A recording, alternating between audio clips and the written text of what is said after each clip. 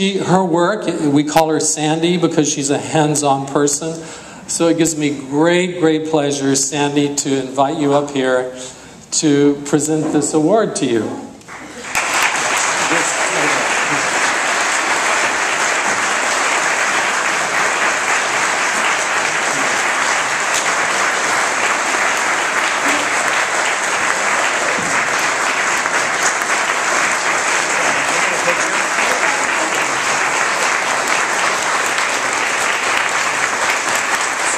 Just read this. This woman has changed hundreds and hundreds of people's lives. In honor of your commitment to the therapeutic use of theater as provided by Creative Alternatives of New York, helping children and adult survivors of trauma imagine new and envision new possibilities for their lives. Sandra Bloom, we give you this award. Thank you.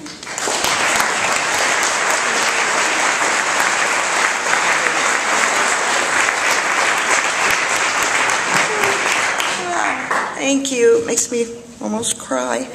Hi, everybody. Hi. I won't take too long, and I'm used to having a podium, so.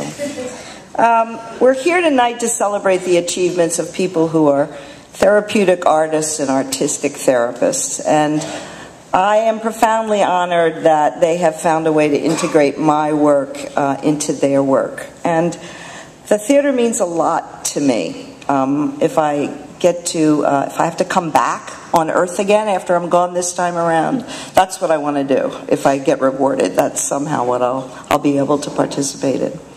I've given a lot of thought to this whole theater thing and why I love it and why pretty much everybody in this room has devoted a significant portion of their life to a job that often isn't maybe as rewarding or predictable as sometimes probably a lot of people in this room would like it to be. And yet, human beings have always been engaged in the arts. And I started to wonder, well, in theater particularly, and I started to wonder why.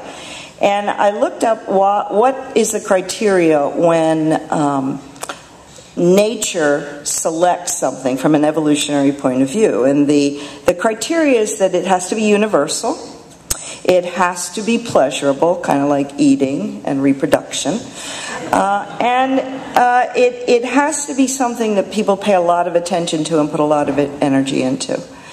And so I started thinking about the development of the theater as having been naturally selected, being that important. And I particularly felt that, as David talked about, when it became impossible in our work, helping trauma survivors to heal, to continue to use creativity. And it was clear to me that it was absolutely essential, that it was very difficult for trauma survivors to heal without having access to the arts, and particularly, because I like it so much, the theater. And so I started to wonder why it would be that nature would select something that seems not obvious, not like food and reproduction. And I started to read more about it. And I think there are a couple of reasons. I think that it's because it's fun, and human beings learn best when we play. And I think because it helps us create, as always has, create cohesion in groups of people, and our survival depended on that. But I also think it's because we developed language. And language, although it has its strengths, language fragmented us. And language separated us from our bodies, and it separated us from emotions, and all too often it separates us from each other. And what theater does, theater is an embodied art, and it brings our bodies and our minds back together again. And that fragmentation is so profound that one of the words for the devil is diabolos, which means the splitter or the fragmenter.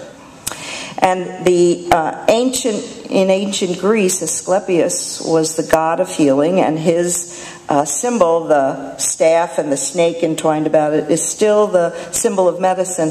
And not coincidentally, he was the patron of physicians and of artists.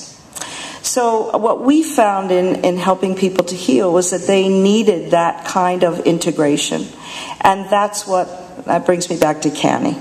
That is what the creative artists in CANY do, is that they help children and adults who are profoundly fragmented to get back in touch with what's in their bodies and to put it into language, to narrate it, and basically to be able to get rid of the ghosts of the past that continue to haunt them.